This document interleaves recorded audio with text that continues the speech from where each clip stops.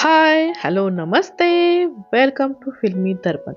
Big Boss Marathi season 6 आणि आजचा episode असा धमाल झालेला आहे. खेळाला सुरुवात झालेली आहे.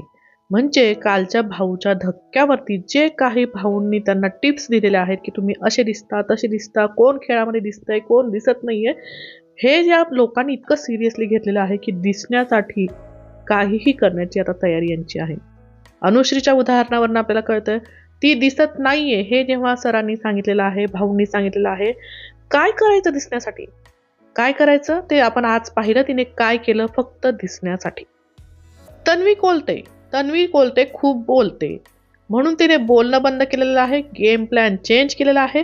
आयुष बरोबर लव्ह स्टोरी बनवण्याचा एक वेगळाच प्लॅन आता तिचा दिसतोय आपल्याला. दीपाली सय्यद आणि राधा यांच्यामध्ये आज वेगळंच सीन आपल्याला पाहायला मिळाला. रडारडी, समजूत घालणे, त्याच्यावरती आपण बोलूयात. अनुश्रीने प्रसिद्धीसाठी एका व्यक्तीवरती जे आरोप लावले ते कितपत खरे कितपत खोटे तुम्हाला योग्य वाटतात का याच्यावरती पण आपण चर्चा करूयात. दिव्याची एक वेगळी बाजू दिसली. रुचिताचा राग जो आहे तो आपण पाहिलेला आहे पहिल्या दिवसापासून. तो राग शेवटपर्यंत राहणारच आहे, कारण तिच्या बाबतीत जी गोष्ट घडलेली आहे, जे करणनी जे सुरुवातीला केलेलं आहे, तो राग तिचा शेवटपर्यंत आणि या घराच्या बाहेरही राहणार आहे असं मला वाटतंय. कारण ती गोष्ट जरी आपल्याला सरळ दिसत असली तर ती गोष्ट सरळ नव्हती. आपल्या गेमच्या अँगलने ती गोष्ट आपल्याला चुकीची वाटली नाही, परंतु माणुसकीच्या अँगलने ती गोष्ट चुकीचीच होती. आणि बिग बॉसने सुद्धा त्या करणला त्या चावीचा कीचा कुठेही उपयोग होऊ दिलेला नाहीये. तुम्ही पाहिलं असेल आज सुद्धा त्याच्याकडनं ती पॉवर की काढून घेण्यात आलेली आहे. म्हणजे बिग बॉसने सुद्धा चुकीच्या पद्धतीने जी चावी मिळवली होती, जरी करण म्हटला की मी कमवली, परंतु ती चावी चुकीच्या पद्धतीने मिळवली होती. त्या चावीचा त्याला कुठेही उपयोग झालेला नाहीये. उलट त्याची कॅप्टन्सी आता रद्द झालेली आहे की त्याला कॅप्टन्सीचा उमेदवार पण होऊ शकणार नाहीये. म्हणजे काही गोष्टी ज्या सरळ दिसतात त्या सरळ नसतात हे सगळ्यांना समजतं. तुमचा गेम आहे, तुम्ही खेळात योग्य, परंतु प्रत्येक गोष्टीला एक दुसरी साईड असते आणि बिग बॉसने तीच साईड आपल्याला दाखवलेली आहे. तर बघूयात आजच्या एपिसोडमध्ये आपल्याला काय काय पाहायला मिळालेलं आहे. तर सुरुवातीलाच तन्वी बोलताना आपल्याला दिसते की बाबा यांचं मोटो जो आहे तो भांडायचाच आहे. म्हणजे तन्वीने आता तिचा मोटो चेंज केला, त्यामुळे आता ती दुसऱ्यांचा मोटो भांडण आहे हे सांगायला लागली. खरं तर तन्वीचा पण मोटो तोच होता, परंतु रितेश सरांनी सांगितल्यानंतर तिने तिचं जे आहे गेम प्लॅन चेंज केलेला आहे हे ती आयुषशी बोलते आणि आयुषला ती सांगते की मी तुझ्याबद्दल वाईट बोललेली नाहीये. आयुष आणि तन्वीचा वेगळा अँगल आता इथे आपल्याला सेट होताना दिसतोय. चांगले फ्रेंड्स हे बनतील, परंतु सुरुवात ही चांगल्या फ्रेंड्सपासूनच होते. 3 महिन्यात लव्ह अँगल बनणार नाही असं जरी म्हटलं तरी पण 3 महिन्यात नाही, परंतु एक 15-20 दिवस गेल्याच्या नंतर लगेचच यांचा अँगल जो आहे तो सगळ्यांना दिसायला लागेल. राधा रडताना दिसतेय, कारण तिला कुठेतरी लोनलीनेस वाटतोय किंवा आपण यांच्यामध्ये फिट बसत नाही असं वाटतंय. कारण दीपाली सय्यद ताई ज्या आहेत त्यांनी तिला सुरुवातीला जे डान्सवरनं ज्या बोलल्या होत्या की लावणीचं नाव घेऊन जे करतायत ते चुकीचं आहे आणि हे खरंच चुकीचं आहे. लावणी आपल्या महाराष्ट्राचं जे एक हे काय म्हणतात त्याला मुकुट आहे महाराष्ट्राचा, आणि त्याच्या वरती जे काही गोष्टी केल्या जात आहेत, थिल्लरपणा केला जातोय तो चुकीचाच आहे. परंतु आता ती एक स्पर्धक आहे इथे आणि तिला असं बोलणं किंवा त्याच्या प्रोफेशनवरनं बोलणं तिला वाईट वाटलं, गिल्ट वाटलं आणि तिला असं वाटतं की मला इथे नाही राहायचंय.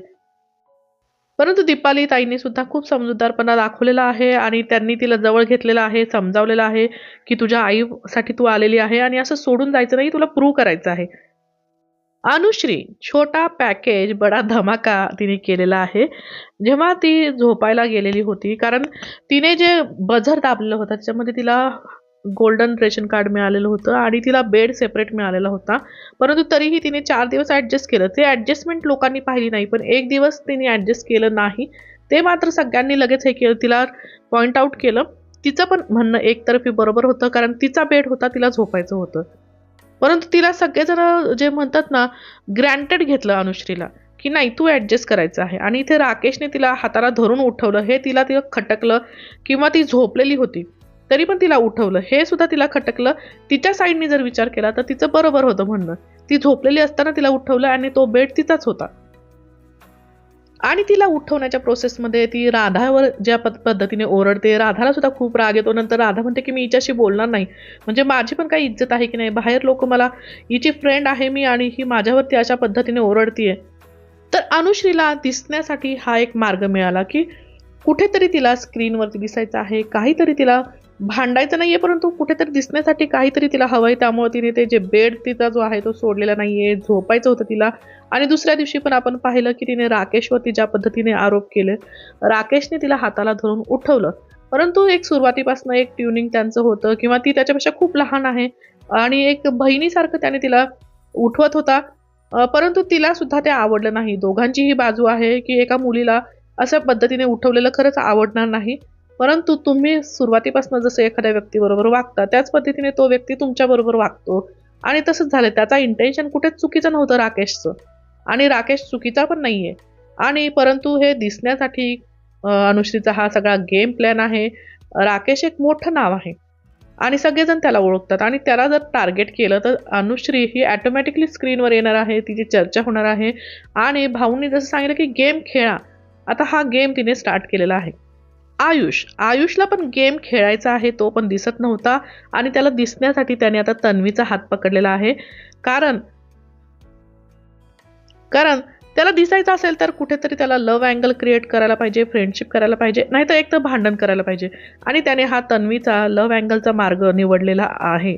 सोनाली त्याला सांगते की तन्वी पण चांगली आहे, रिॲक्टिव्ह पोरी आहेत ना, तर तिला सोडू नको. आणि आयुष सुद्धा या गोष्टीमध्ये आता इंटरेस्टेड आहे. इथे अजून एक जोडी आपल्याला मिळते की जो करण आहे, करण हा सोनालीमध्ये इंटरेस्टेड आहे. कारण तो सोनाली खूप स्ट्रेट फॉरवर्ड आहे मुलगी, जे आहे ते ती बोलते किंवा गेम ती खेळते ज्या पद्धतीने खूप डिसेंटली खेळते. आणि करणला सुद्धा तिच्यामध्ये इंटरेस्ट आहे. कर्णाली असं त्यांनी काहीतरी नामकरण केलेलं आहे. तर हा सुद्धा कुठेतरी अँगल आपल्याला पाहायला मिळू शकतो. अनुश्री, मी जसं म्हटलं छोटा पॅकेज बडा धमाका, जी पॉवर की आहे अनुश्रीनेच चोरलेली आहे. आणि ती सांगते तिच्या मैत्रिणींना की बाबा मी मस्करी करत होते, परंतु मी सुद्धा काही खाल्लं नव्हतं, आणि सगळे लोक शांत झाल्यावरती मी सांगणार होते, परंतु मी फेस करू शकले नाही, असं ती सांगते. आता दिव्या, जी स्वयंपाकाची जबाबदारी तिच्यावर आहे, प्रत्येकासाठी ती वेगवेगळं का बनवेल? आपल्या घरामध्ये प्रत्येकासाठी वेगवेगळं जर बनवायचं म्हटलं तर किती वेळ जाईल, आणि इथे त्यांना गेम पण खेळायचा आहे. इथे अनुश्री आणि या ज्या मुली आहेत त्या म्हणतात मला हा ब्रेकफास्ट पाहिजे, मला तसा ब्रेकफास्ट पाहिजे, असं बनवायला पाहिजे, तसं बनवायला पाहिजे. ती जरी स्वयंपाकाची जबाबदारी तिची असली तरी पण ती सगळ्यांसाठी वेगवेगळं का म्हणून बनवेल?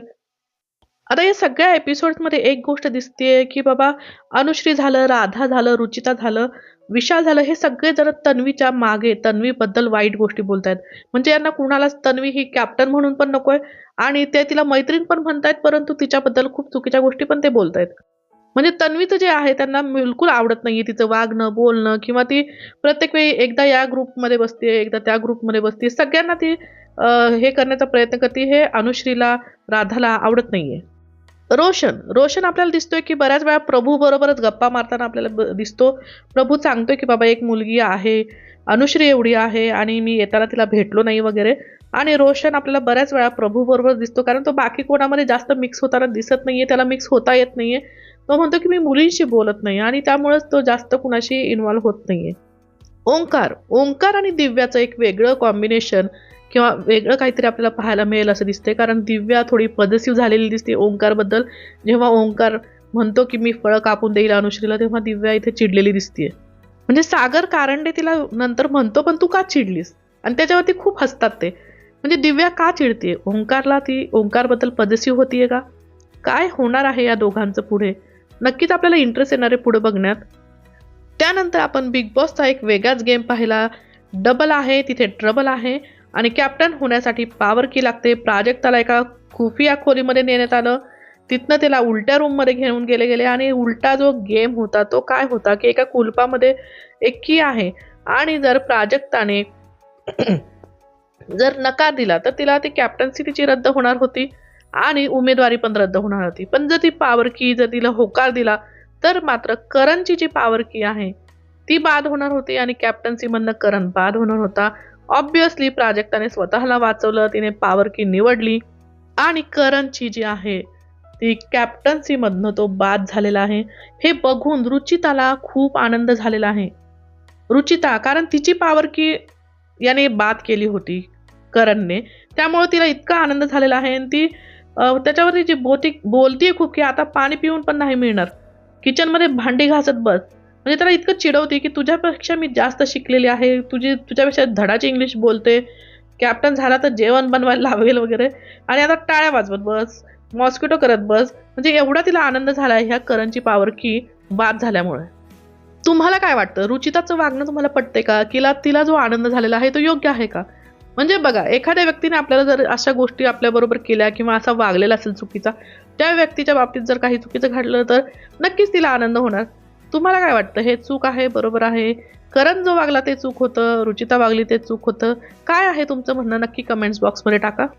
आता ही अनुश्री जेव्हा राकेशवरती वेगवेगळे आरोप लावते, तेव्हा आपण पाहिलं की दीपाली जी आहे किंवा दिव्या आहे राकेशची साईड घेत आहेत. आणि तन्वी सुद्धा विशाल जवळ सांगते की बाबा तो जेंटलमन आहे आणि त्याने जागी असताना हात लावला, हे चुकीचं आहे जे अनुश्री करते. म्हणजे तुमचं काय म्हणणं आहे ते सुद्धा तुम्ही सांगा की बाबा अनुश्री जे बोलते ते चुकीचं आहे का, राकेशचं वागणं चुकीचं आहे का, दोघेही चुकीचे आहेत किंवा दोघेही बरोबर आहेत? काय वाटतं?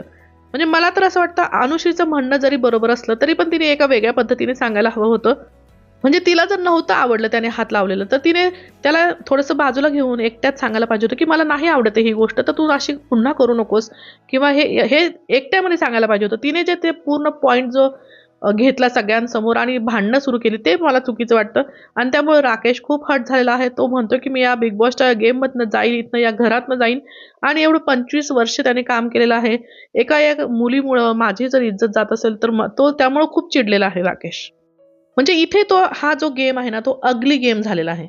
कारण एका पुरुषावरती अशा पद्धतीने ब्लेम करणं खरंच चुकीचं आहे. कारण त्याची पण एक इज्जत आहे, त्याने इंडस्ट्रीमध्ये काम केलेलं आहे, त्याचं एक नाव आहे.